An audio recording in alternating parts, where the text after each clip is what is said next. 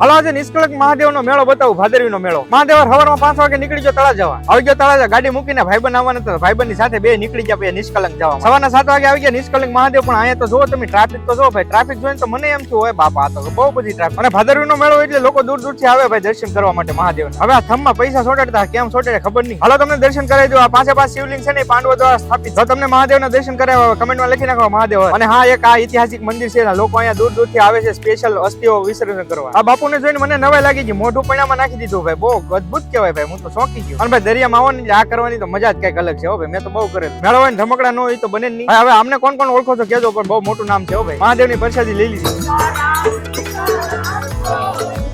એમાં કલ્યાણ છે. હવે આ છે ને નિષ્કલંક મહાદેવ છે, તમે જોઈ શકો છો લાખોની સંખ્યામાં લોકો ભાઈ અહીંયા આવે છે.